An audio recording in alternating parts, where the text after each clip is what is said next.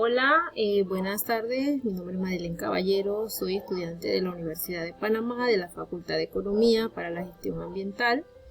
Y el día de hoy quiero hablarles sobre algunos hechos importantes que se dieron en la década de 1900 que ayudaron pues en la historia del movimiento ambiental.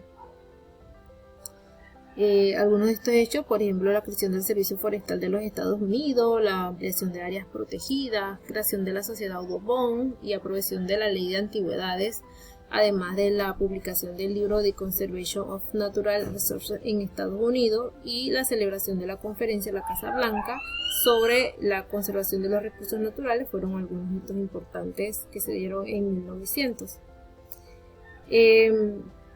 Antes que nada quiero presentarle algunos personajes claves, como John Muir. Fue un naturalista, ambientalista, escritor, conservacionista, primer defensor de la preservación de la naturaleza en Estados Unidos. Theodore Roosevelt, que fue el 26º presidente de los Estados Unidos, un militar, naturalista, escritor, conservacionista. Se dice que en 1906 visitó a Panamá para inspeccionar el progreso del canal. También tenemos a Charles Richard Van Hise, que fue un geólogo académico estadounidense, también conocido por su trabajo en la geología estructural y la petrología, además de defender pues la conservación de los recursos naturales. También otro personaje es George Byrd Grinnell, que fue un antropólogo, historiador naturalista, escritor también estadounidense, líder del movimiento conservacionista estadounidense, asesor de Theodore Roosevelt, y el New York Times lo llamó el padre de la conservación estadounidense. Entonces estos fueron personajes claves. Como pueden ver en la pantalla, en la línea del tiempo, en 1900 se creó el Servicio Forestal de los Estados Unidos. En 1903 el presidente Theodore Roosevelt visitó el Parque Nacional Yosemite. Este hecho es muy interesante porque a raíz de esa visita se dieron pues algunos eventos muy importantes en la historia del movimiento que voy a ampliar más adelante. Y en 1905 surge la fundación de la Sociedad Audubon. Vamos a ver primero que nada cuáles fueron los antecedentes de la creación del servicio forestal.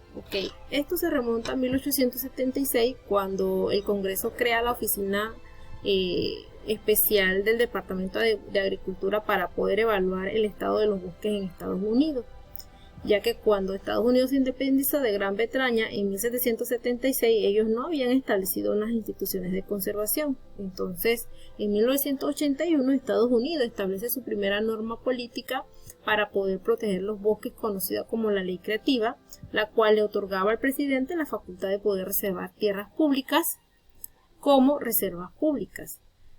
Luego en 1897 se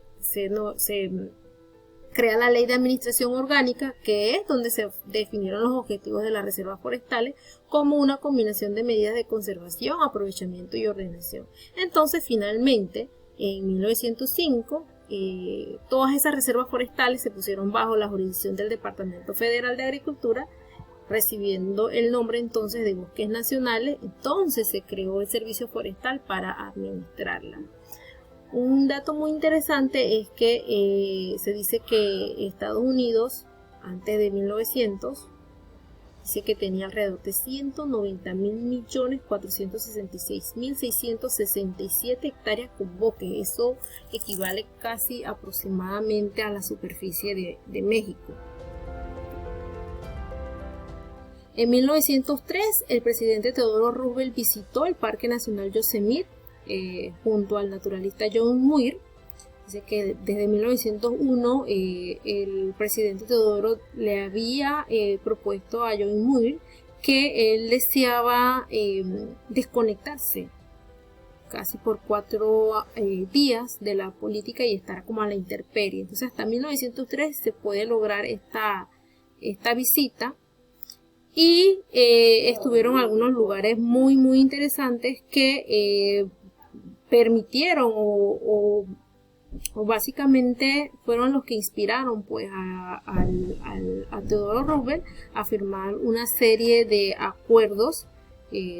Por ejemplo, firmó pues para poder que se proclamaran 5 parques nacionales, 18 monumentos nacionales, 55 santuarios de aves nacionales y refugios de vida silvestre. O sea, cuando toda esa conexión que él tuvo con esos lugares que él visitó, que ahorita se los voy a presentar, permitió esto. Entonces aquí vemos uno de los lugares que visitaron, que es el Grizzly Giant. El Grizzly Giant es una secuoya gigante en el Mariposa Grove del Parque Nacional Yosemite, que dice que mide pues alrededor de casi 96 metros cúbicos.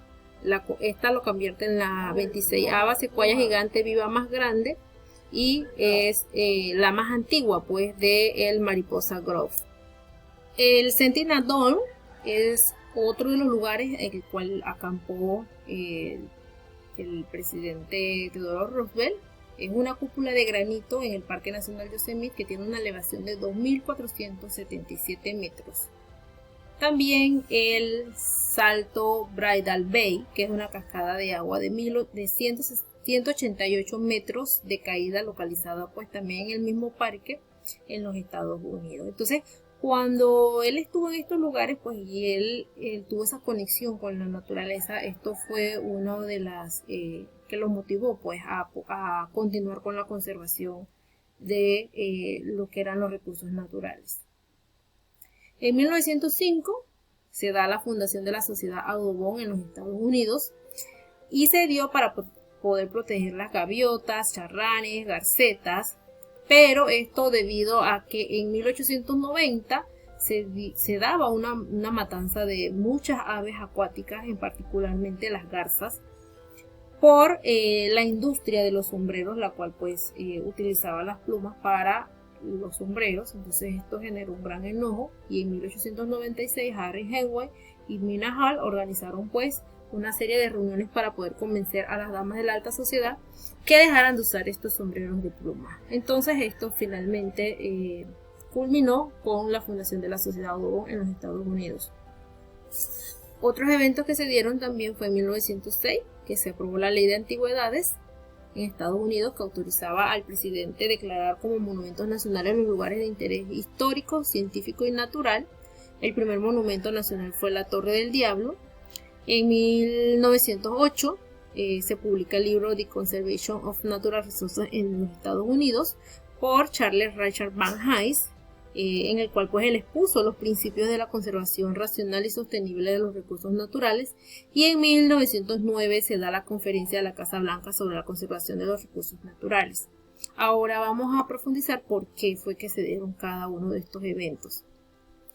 La Ley de Antigüedades se da porque había muchas preocupaciones para poder proteger la mayoría de las ruinas prehistóricas indias y los artefactos, o sea, las antigüedades que habían en las tierras federales en el oeste, por ejemplo, como en el Cañón del Chaco en Nuevo México, pues se daba mucho la pérdida de los artefactos debido a los saqueadores de la época, llamados los Spot Hunters en ese momento. Entonces esta ley le confería al presidente de los Estados Unidos la autoridad para poder restringir el uso particular de terrenos públicos, propiedad del gobierno federal, por orden ejecutiva, sin la necesidad de requerir la supervisión del Congreso. O sea, no necesitaba que el Congreso lo supervisara. Luego, en 1909, se dio la publicación de este libro, The Conservation of Natural Resources, de los Estados Unidos, la conservación de los recursos naturales en los Estados Unidos, y fue escrito porque Charles estaba muy preocupado por la conservación de los recursos, pues estaban siendo explotados a un ritmo muy alarmante. Las compañías de esa época que realizaban actividades extractivistas como la minería, la tala de bosque y la agricultura, además de la explotación petrolera, lo estaban haciendo de una manera muy alarmante. Algunas de estas empresas era la familia Guggenheim de la compañía Sarca. También habían familias de banqueros como los Rothschild y Mirabeau el Boleo. Entonces por medio de este libro pues se sentaron las bases pues para el movimiento ambiental moderno. Aquí podemos ver la mina de Cananea, que era la empresa minera más importante en esos tiempos, y la metalúrgica American Smelting también, de los hermanos Guggenheim. En 1909 se celebra la conferencia de la Casa Blanca sobre la conservación de los recursos naturales. El 13 de mayo se reunieron. Dice que esto nació como 2 años antes, debido a que la Comisión de Vías Navegables había propuesto que se debía de hacer una conferencia para tratar los asuntos de la gestión de los recursos naturales. Sin embargo, a medida que se iba acercando la reunión, se fueron sumando muchísimas más personas. Aproximadamente se sumaron 7 miembros del gabinete, se sumó el presidente, el vicepresidente, 9 magistrados de la Corte Suprema. Además, los gobernadores de los 34 estados, también hubieron representantes de otros 12 estados también, de los territorios incluidos de Alaska, Hawái, Puerto Rico. También el presidente de la Junta de Comisionados del Distrito de Columbia también estuvo. Y también hubieron representantes de aproximadamente 68 sociedades nacionales, además pues de también científicos tanto de las áreas públicas como las áreas industriales. Y luego que se dio esta conferencia, el resultado fue pues que se nombraron 41 comités estatales para la conservación y 51 comisiones de conservación, pues en representación de las organizaciones nacionales. Entonces, en conclusión, podemos ver que el año 1900 hubo una gran evolución del movimiento ambiental, que estuvo marcada por hitos muy importantes que sentaron la base para la conciencia ambiental a nivel global.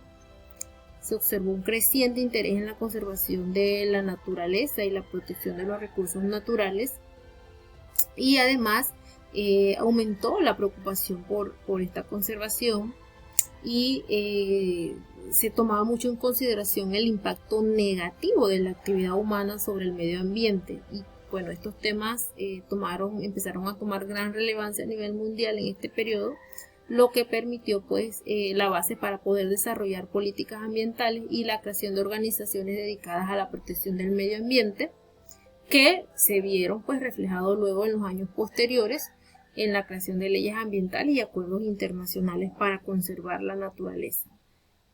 Así que podemos decir que el año 1900 marcó el inicio de un cambio de mentalidad hacia la protección del ambiente a nivel global. Muchas gracias por su atención. Espero que este material haya sido de mucha ayuda.